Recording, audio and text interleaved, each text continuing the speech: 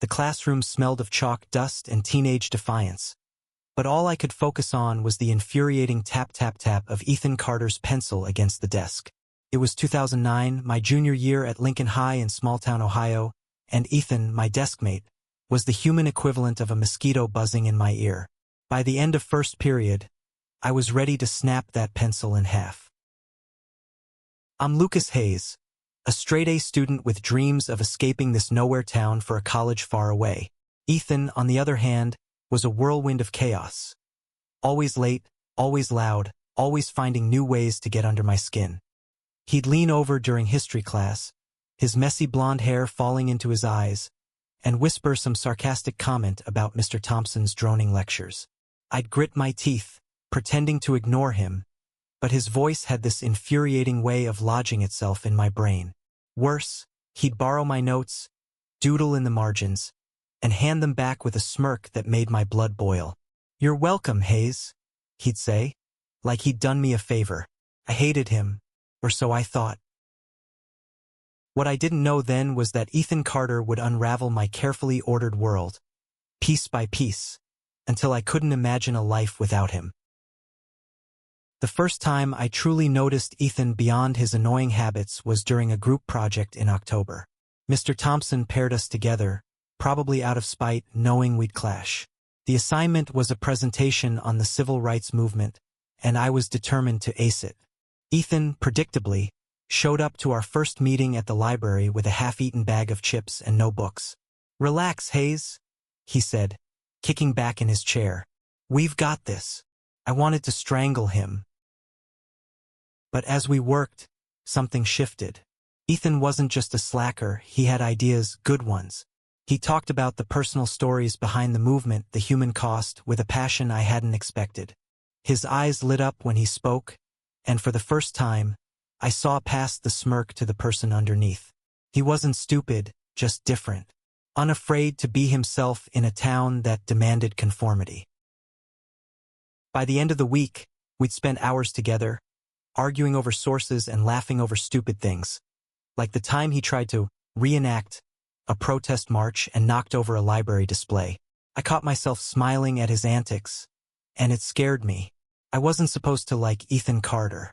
He was the opposite of everything I valued: order, discipline, predictability. Yet, when he grinned at me across the table, my chest did this weird flip I couldn't explain. One night, as we finished up at my house, Ethan lingered by the door.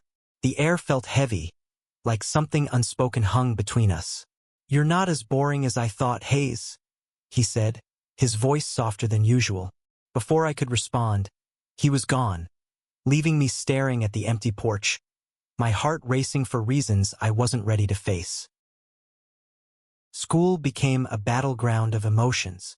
I'd catch myself watching Ethan in class, noticing the way his laugh filled the room or how his fingers fidgeted when he was nervous. It was maddening. I'd grown up in a conservative town where different wasn't a compliment, and the idea of feeling something for another guy was terrifying. I pushed it down, buried it under extra study sessions and track practice, but Ethan had a way of breaking through my defenses. One day, during lunch, he dragged me to the bleachers behind the football field. "What's this about?"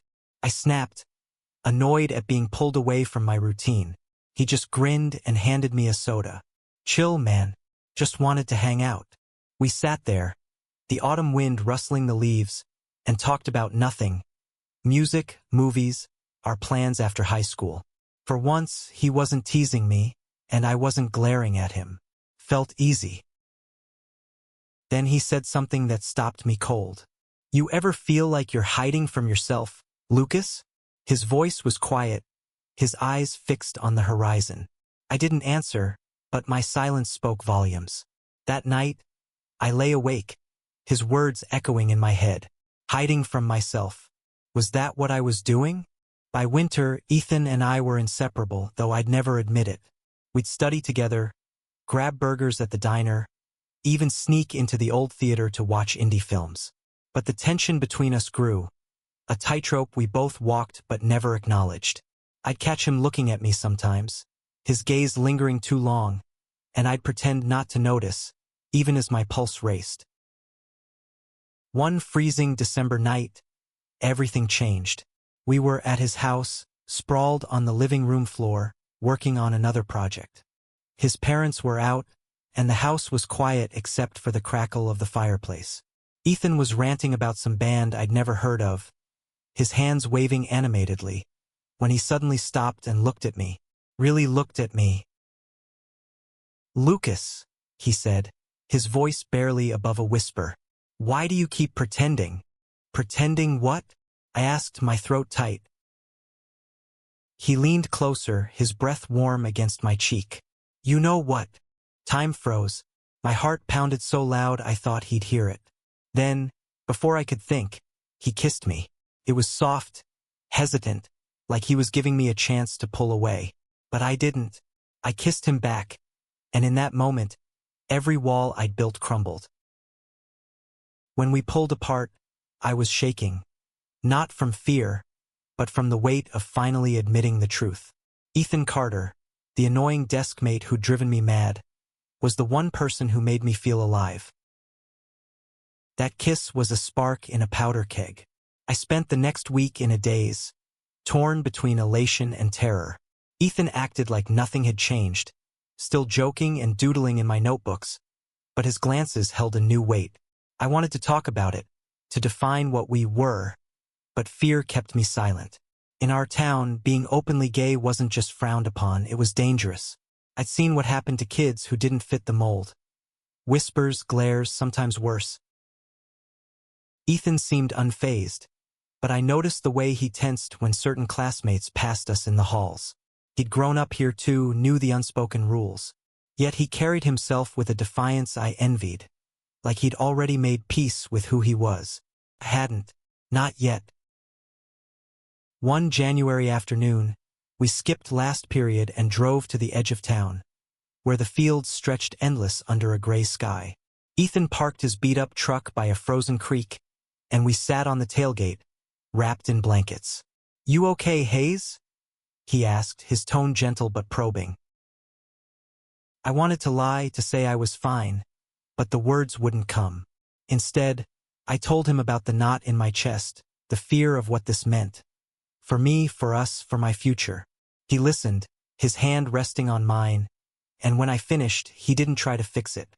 He just said, "I'm scared too, but I'd rather be scared with you than safe without you." Those words broke something in me, and I kissed him again, right there in the open where anyone could have seen. For the first time, I didn't care. It was reckless, stupid even, but it felt like freedom. Back at school, we were careful. No hand-holding, no lingering looks. But secrets have a way of leaking. By spring, rumors started swirling. A senior named Jake, who'd always had it out for Ethan, caught us sitting too close at the bleachers one day. His smirk was venomous. "Didn't know you were like that, Hayes," he said, loud enough for others to hear. My stomach dropped, but Ethan just laughed it off, his bravado a shield I wished I could borrow. The whispers grew louder. Notes appeared in my locker, crude words, threats. I told myself it didn't matter, but it did. Ethan noticed my silence, my jumpiness. "We don't have to hide," he said one night, his voice fierce. "Let them talk. They don't get to define us." But I wasn't as brave as he was. One day, after a particularly vicious rumor spread, I snapped. "Maybe we should cool it," I told him, avoiding his eyes. "Just for now." Ethan's face fell, but he nodded. "If that's what you need." He walked away, and I felt like I'd lost something irreplaceable. For weeks, we barely spoke. I threw myself into schoolwork, track, anything to fill the void. But Ethan's absence was a physical ache.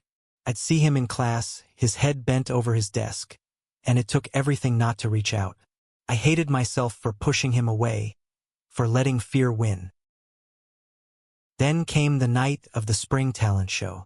Ethan had signed up to play guitar, something I didn't even know he could do. When he stepped onto the stage, the auditorium went quiet. He looked nervous, his fingers fumbling at first, but then he started singing, a raw, haunting song about love and loss. I knew without a doubt it was about us. When he finished, the crowd erupted, but his eyes found mine in the audience. It was a question, a plea. I stood, clapping louder than anyone, my throat tight with emotion. After the show, I found him backstage. "I'm sorry," I said, my voice breaking. "I was wrong." He pulled me into a hug, and I didn't care who saw. "We're in this together," he whispered, and for the first time I believed him. Summer came, and with it, a fragile new beginning. Ethan and I spent every moment we could together, stealing kisses in the woods, laughing under the stars. But the weight of our secret grew heavier. My parents, devout and traditional, started asking questions about my new friend. I dodged, lied, hated myself for it. Ethan's mom, a single parent who worked nights, was more accepting, but even she worried about what the town would do if they knew. One humid July evening, we drove to a lake an hour away, where no one knew us. We swam, splashed, forgot the world for a few hours. As we lay on the shore, drying under the moonlight, Ethan traced circles on my palm. "What happens after high school?" he asked. I didn't have an answer. College was my ticket out, but the thought of leaving Ethan behind, or worse, losing him to distance, made my chest ache. "We'll figure it out," I said, hoping I sounded convincing. Senior year brought new challenges. The rumors hadn't died. They'd evolved into something uglier. Jake and his friends cornered Ethan in the parking lot one day, their words sharp and cruel. I wasn't there, but when Ethan showed up at my house later, his lip was split, his eyes hollow. "I'm fine," he lied, but I could see the hurt. I wanted to confront Jake, to scream at the world, but Ethan stopped me. "It's not worth it," he said. "They want us to break. Don't let them." Instead, we fought back in our own way. We joined the school's diversity club, started speaking up in class about acceptance, even if it earned us glares. It wasn't much, but it felt like reclaiming a piece of ourselves. Then came the day that nearly broke us. My parents found a letter I'd written to Ethan, tucked in my desk drawer. It wasn't explicit, but it was enough. They sat me down, their faces pale, their voices shaking with anger and fear. "This isn't you, Lucas," my dad said. "You're confused. We'll fix this." I wanted to scream that there was nothing to fix, but the words stuck in my throat. They grounded me, forbade me from seeing Ethan. For 2 weeks, I was a ghost in my own house, sneaking texts to Ethan when I could. He was patient, but I could hear the strain in his voice. "I'm not giving up on you," he said. "But you need to decide what you want." I chose Ethan. One night, I climbed out my window and ran to his house, my heart pounding with fear and determination. When he opened the door, I didn't hesitate. I kissed him, hard, like I could pour every apology into it. "I'm done hiding," I said. "I love you." He smiled, tears in his eyes. "Took you long enough, Hayes." We made a plan. Finish senior year, apply to colleges in cities where we could be ourselves. It wouldn't be easy, but for the first time, I felt like we could face anything together. Senior year was a tightrope walk. We were more open at school, holding hands in the halls when we felt brave, but the backlash was immediate. Teachers looked the other way when kids whispered slurs. My parents barely spoke to me, their disappointment a heavy silence. Ethan's mom, though, became our rock, letting us crash at her place when things got rough. Despite it all, there were moments of joy. Prom was one. We went as friends, officially, but when a slow song played, Ethan pulled me onto the dance floor. "Screw them," he whispered, and we danced, our classmates' stares burning into us. For those 3 minutes, it was just us, swaying to the music, untouchable. But the world wasn't done testing us. In April, someone spray-painted a slur on Ethan's locker. The school called it vandalism and did nothing. Ethan shrugged it off, but I could see the toll it took. I wanted to protect him, to make it stop, but I didn't know how. Then came the scholarship. I'd applied to a prestigious program at NYU, a long shot I hadn't told Ethan about. When the acceptance letter came, I was thrilled until I realized it meant leaving Ohio, leaving him. Ethan had his own plans, a community college nearby to stay close to his mom. The distance between our futures felt like a chasm. I told him one night, sitting on that same hill from our first kiss. "I got into NYU," I said, my voice shaking. "Full ride." His face lit up, but I saw the flicker of pain. "That's amazing, Lucas," he said. "You deserve it." "But what about us?" I asked. He took my hand, his grip steady. "We'll make it work. Long distance, visits, whatever it takes. I'm not losing you." I wanted to believe him, but doubt gnawed at me.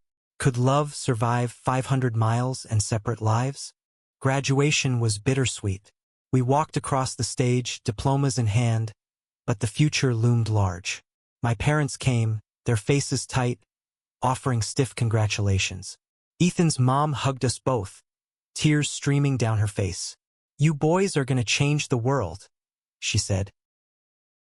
That night, we threw our own celebration at the lake, just the two of us. We built a bonfire, roasted marshmallows, and talked about everything but the future. As the fire died down, Ethan pulled me close. "No matter what happens," he said, "you're the best thing that ever annoyed me." I laughed, but my heart ached. I didn't know how to let go, even for a little while. College was a whirlwind. NYU was everything I dreamed. Vibrant, diverse, alive, but it was also lonely. Ethan and I Skyped every night, but the distance was more than miles. He was working part-time, taking classes, helping his mom. I was drowning in assignments, surrounded by people who didn't know our story. We visited when we could, stealing weekends in New York or Ohio. Each time it was like no time had passed, our connection as electric as ever. But the goodbyes got harder, the doubts louder. What if we were holding each other back? Sophomore year, Ethan dropped a bombshell. He'd been accepted to a music program in Boston. It was closer to New York, but it meant new challenges. I was proud, but scared. "We're still us, right?" I asked during one late-night call. "Always," he said, but his voice was tired. Life was pulling us in different directions. The breaking point came during winter break. We fought about time, about priorities, about stupid things that didn't matter. I said things I didn't mean, and he hung up. For a week, we didn't speak. I thought I'd lost him for good. Then, on Christmas Eve, he showed up at my dorm. Snow clung to his jacket, his cheeks red from the cold. "I'm an idiot," he said before I could speak. "I don't care about the fights or the distance.